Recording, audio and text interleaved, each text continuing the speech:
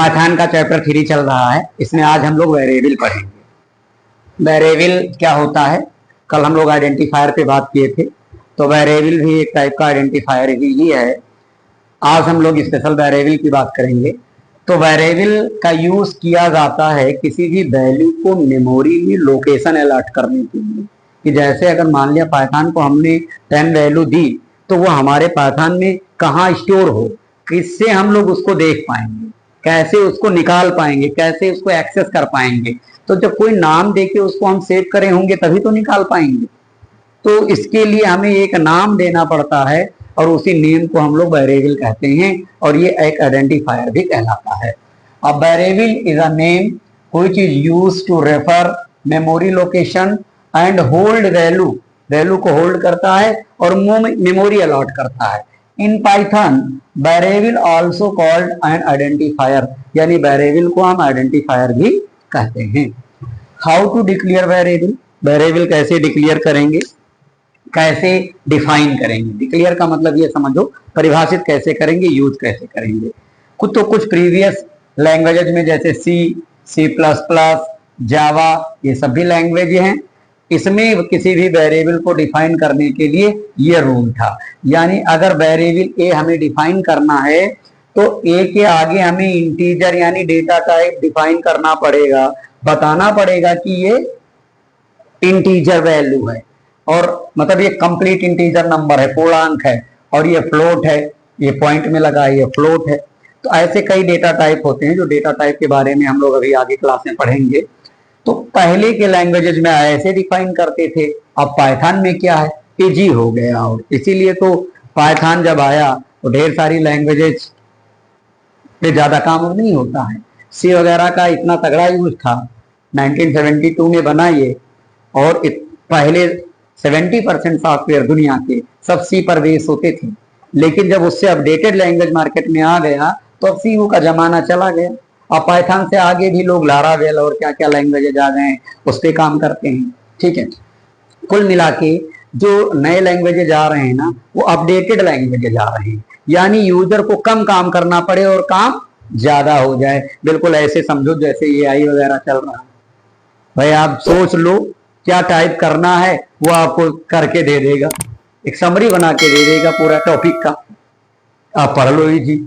तो वो क्या है, आपका काम बहुत आसानी से कर देता है। सेम ऐसे लैंग्वेज के साथ है। अभी देखिए पाइथन में ए को डिफाइन करने के लिए 100 हमने लिखा, लेकिन ये नहीं बताया कि ये इंटीजर है कि फ्लोट है कि लॉन्ग है कि डबल है, ये सब नहीं बताया। बी में देखिए फ्लोट दिया, लेकिन अगर हमें पता करना हो पाइथन में कि ये वाली वैल्यू कैसी है, कौन सा डेटा टाइप यूज करी है, जबकि लिखा नहीं है, तो कैसे करेंगे। देखिए एग्जांपल, ये आपका पाइथन का समझ लीजिए सेल मोड है, कमांड मोड है। आप लिखेंगे ए इज इक्वल टू 100 और लिखेंगे टाइप, एक फंक्शन होता है जो डेटा टाइप को बताता है। अब लिखेंगे टाइप और ये वाली वैल्यू लिखेंगे, इंटर मारेंगे, लिख कर आ जाएगा क्लास इंट। अब प्रैक्टिकल पे करके देखेंगे तो ये चीज ऐसे आपको मिलेगी। अब ये हम लोगों तो नहीं लिखा नहीं था यहाँ ये इंटीजर है, लेकिन वैल्यू के अकॉर्डिंग खुद ही समझ गया कि वो क्या है, इंटीजर है, इंट है, क्लास इंट। अभी फ्लोट में देखिए b इज इक्वल टू 10.5 या कोई भी पॉइंट में वैल्यू लेंगे और उसका टाइप देखेंगे, उसका जब इंटर करेंगे तो देखिए क्लास क्या है, फ्लोट है। ऐसे इंटीजर है, फ्लोट है, बूल है, आगे और भी लैंग्वेज लेंगे। नेक्स्ट, वेरिएबल का नाम हम कैसे डिफाइन करें। Good variable name, good variable इसलिए लिखा कि क्या क्या रख सकते हैं, ये नहीं कि बहुत बड़ा नाम, जैसे कल मैंने बताया था कि आइडेंटिफायर अनलिमिटेड होता है, नाम उसका इतना बड़ा रख सकते हैं, कोई लेंथ लिमिट नहीं है। लेकिन अब इतना बड़ा नाम नहीं रख देना है, क्योंकि बाद में उन्हीं वेरिएबल का यूज करके हमें प्रोग्राम में उनकी वैल्यू को एक्सेस भी तो करनी है। तो वैल्यू एक्सेस करनी है तो अगर नेम उसके शॉर्ट होंगे, अच्छे होंगे, तभी तो हमें आसानी से याद रहेंगे और हम प्रोग्राम में यूज कर पाएंगे।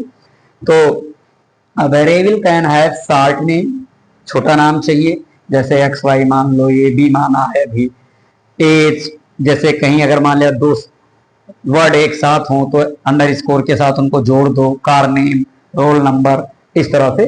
अब वेरिएबल, इसके कुछ रूल्स हैं कि वेरिएबल को डिफाइन कैसे करें। Rules for declaring variable in Python. तो पहला देखिए, a variable name must start with letter और अंडरस्कोर। कोई भी वेरिएबल स्टार्ट करना हो तो या तो आप किससे शुरू करेंगे, किसी लेटर से, और या शुरुआत कर सकते हैं किसी अंडरस्कोर से, मतलब नंबर वगैरह से स्टार्ट नहीं कर सकते, वो इनवैलिड माना जाएगा, प्रोग्राम आपका पढ़ेगा भी नहीं उसे। A variable name cannot start with number, number से आप इसे स्टार्ट नहीं कर सकते। A variable name can only contain alpha numeric value A to Z और 0 to 9 और अंडरस्कोर, बस इससे ज्यादा उसमें यूज नहीं करना है। खैर 0 to 9 वाली वैल्यू आगे तो यूज हो ही नहीं सकती, यानी बिगिनिंग भी नहीं हो सकती, स्टार्ट में नहीं रख सकती, इधर नहीं लगा सकते हैं। बी के बाद लिख सकते लेकिन बी के पहले नहीं लिख सकते, ठीक है। तो हाँ, नेक्स्ट, वेरिएबल नेम्स और केस सेंसिटिव। सारे वेरिएबल नेम जो है वो कैसे हैं, सब केस सेंसिटिव है। कल भी मैंने चर्चा करा था आइडेंटिफायर में कि जैसे एज लिखा है और एज लिखा तो दोनों अलग अलग मतलब है, डिफरेंट है दोनों, मतलब स्मॉल और कैपिटल का भी फर्क पड़ता है। इसी को कहते हैं कि वो क्या है, केस सेंसिटिव है। ठीक, अब किसी भी वेरिएबल को कोई वैल्यू कैसे असाइन करेंगे, असाइन करने का मतलब उसमें कैसे वैल्यू डालेंगे, तो ये रूल्स लिखे हैं। पहला देखिए, single value assign, single single देना है, a is equal to 10, b is equal to 20, c is equal to 30, print करेंगे a comma b comma c, ऐसे प्रिंट हो जाएगा। ये प्रैक्टिकल करेंगे, ये रिजल्ट पाएंगे, यहीं से शुरुआत होता है प्रैक्टिकल, छोटे से। मल्टीपल वेरिएबल एंड वैल्यू, एक साथ भी आप कई वेरिएबल वैल्यू स्टार्ट कर सकते हैं। देखिए, a comma b comma c is equal to 10 comma 20 comma 30, इसका मतलब ये हुआ कि a हमारा 10 को, b 20 को, c 30 को असाइन हो गया है। एक साथ कर सकते हैं, इसको हम लोग मल्टीपल वेरिएबल एंड वैल्यू वाला मेथड कहेंगे। जैसे इसको ऐसे डिफाइन करें और या ऐसे डिफाइन करें, abc इसमें भी है और abc इसमें भी है, ठीक। Next, assign same value to multiple variable, एक ही वैल्यू है ये और मल्टीपल वेरिएबल को असाइन है, यानी अगर x is equal to Y is equal to Z is equal to 40 लिखा है तो इसका मतलब कि x की वैल्यू भी 40 है, y की वैल्यू भी 40 है, z की वैल्यू भी 40 है, यानी इसका मतलब ये हुआ कि वैल्यू सेम है और वेरिएबल मल्टीपल है। तो ये दो तीन मेथड से जिनकी सहायता से किसी भी वेरिएबल को कोई वैल्यू हम असाइन कर सकते हैं, ठीक है। तो समझ गए होंगे मेरे ख्याल से, इजी था। देखिए, लिटरल्स देखेंगे, लिटरल्स क्या होते हैं। तो literal is a raw data given in a variable और कांस्टेंट, वेरिएबल और कांस्टेंट दोनों के साथ हम लिटरल का यूज कर सकते हैं, यानी कंप्लीट ये वैल्यू हमारी लिटरल कहलाती है।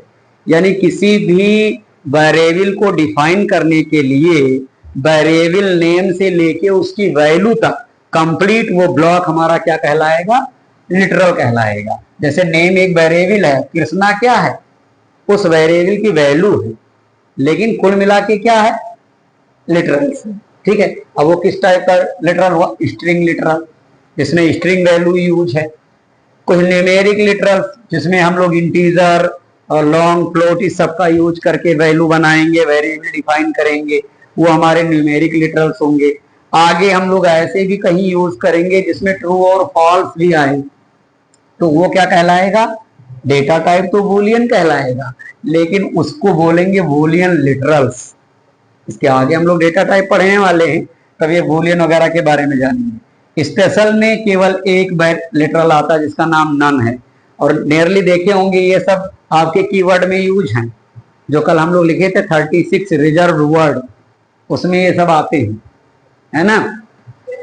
और ये लिस्ट टपल डिक्शनरी, ये इसका तो आगे चैप्टर ही है ओ लेवल में, चैप्टर नंबर आप आगे बढ़ेंगे 4, 5, 6 में सब इसी के बारे में दिया है।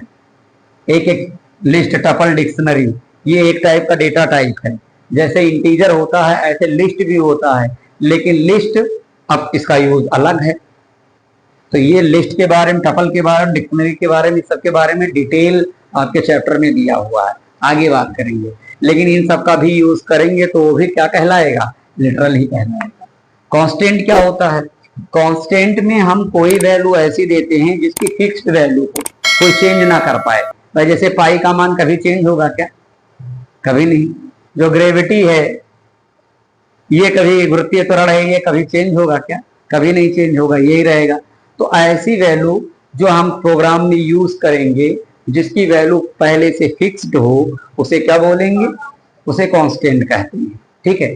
और कांस्टेंट को जब भी उस वैल्यू को असाइन करेंगे, एक बात ध्यान रखेंगे, constant variable write always in capital letter. यानी ये पी आई हम लोग स्मॉल में नहीं यूज कर सकते, पाइथन नहीं समझेगा। इसको जब भी लिखेंगे तो कैपिटल में लिखेंगे। अब इन सबको कॉल करने का या इसकी वैल्यू फाइंड करने का छोटा सा प्रोग्राम है, कांस्टेंट का एक प्रोग्राम है, इंपोर्ट कांस्टेंट। अच्छा, इंपोर्ट क्या है?